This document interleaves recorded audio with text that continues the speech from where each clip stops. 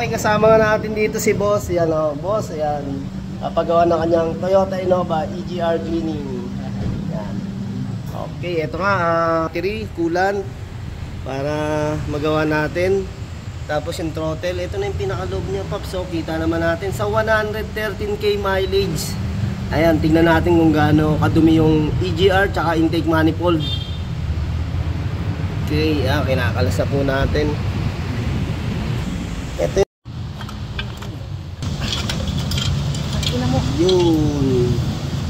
yung ating intake manifold. Ayan, sa combustion chamber natin. Para mga Paps yung itong gasket. Yan. Huwag nating yan, kalimutan na hindi maibalik. Sige, tatawag. Boss, Paps, ito na yung ating kapal ng intake manifold talagang kahit papano talaga makakabawas ng ating hatak ng sasakyan tsaka lakas ng konsumo ng diesel natin. Yan, barado.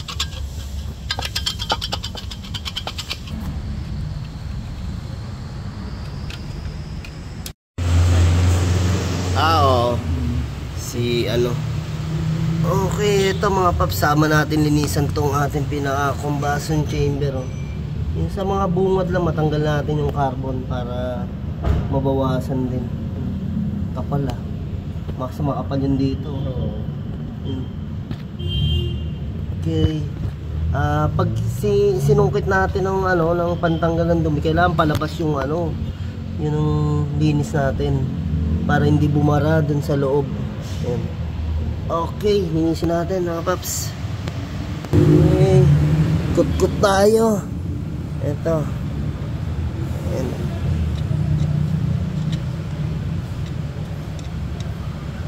Ayan. Tanggalin muna. Mayroon yung tingin-tingin lang. Minsan meron ngayon na yung sasakyan, walang check engine pero may fault siya. Oo. Dahil na yung mga magagaling ng... Okay, yun nga mga Paps, kinutkut muna natin yung makapal. Tapos yung medyo maninipis na papahira na lang natin ng yan, degreaser. Okay, ito yung mga medyo namuo dito sa combustion chamber, Okay. Okay, ito na yung ating intake manifold. Napaputi na ba ni partner? Okay, yan na. Wow. Talagang masasabi na nating may kalalagyan na to.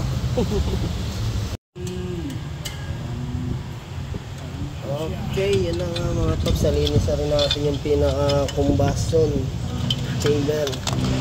Ito na yung ating intake manifold. Okay mga Paps, ito na yung ating EGR valve. Linisan na natin yan. Tapos yung cooler natin ng EGR, yan.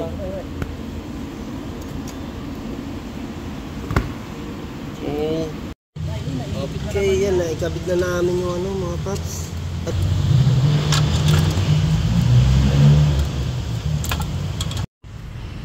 Okay mga Paps, naikabit na natin yung intake manifold tsaka ating EGR valve. Ito na tayo sa throttle. Sa mga ganito, hindi talaga natin pwedeng mabilisin yung linis. Talagang sakto lang, kailangan natin kuskusin talaga. Ayan sa dumi. Okay, pati nga yan mga yan Ayan, tapos yun nga mga Paps, basta yung original na gasket o washer, mga plate, yun lang talagang kailangan natin ibalik sa kanya para hindi siya magkaroon ng singaw. Yan sa ating EGR, wala tayong pinapalitan dyan. Ayun, hindi rin natin kailangan lagyan ng silicone gasket. Basta maibalik natin yung pinaka plate, yung mga gasket nya. Ayun, para hindi siya magkasingaw. Tapos saktong higpit ng mga tornilyo. Ito gaya nito. Yan, kailangan natin balik itong mga to para walang singaw. Tsaka yun nga, napaka-importante ng ating gasket dito sa ating EGR valve. Ayan mga Paps, talagang isa-isa natin linisin para talagang yung binayaran nyo mga Paps, sulit na sulit. Pagka nilinis natin yan, linis na 100% na malinis, di ba? Para yun nga, gumastos ka, at least sulit naman yung ginastos mo. Okay. Okay, malapit na tayo matapos mga paps. Dito na lang tayo sa mga parts na hose. Yan. Okay, yan. Sa mga gusto magpalinis ng EGR valve mga paps, pasya lang po kayo sa ating shop o kaya message lang po kayo sa ating YouTube channel.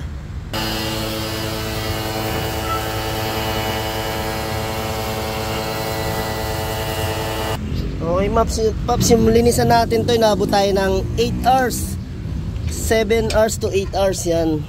Sa linisan talaga tayo, medyo natatagalan. Okay, ito na nga yung ating pinaka throttle mga paps, oh. Linis na. Pwede na uli ihataw ng takbo ni boss. Sigurado to, balik sa konsumo ng fuel to. Low consume. Pwede na uli tumakbo ng 100k mileage. Salin tayo ng coolant.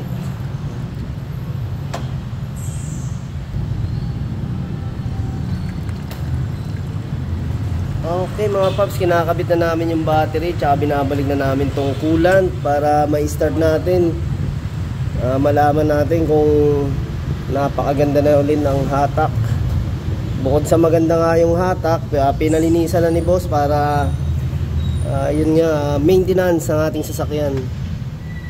Ayan nga mga paps, pag bagong palit kayo ng coolant, pwede naman natin ibalik daw pagka naglinis tayo ng EGR valve. Pero kung hindi pa napalitan, palitan na po natin. The best battery, ha? Ayan, hindi lang pang matagalan, pang sport pa. Ay, pala yung pare mo, Motolite. Okay, yan, i-start na natin mga paps. Makita natin kung may leak ba or singaw.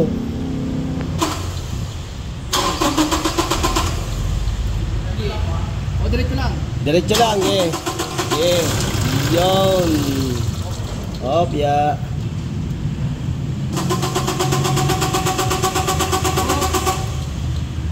Okay.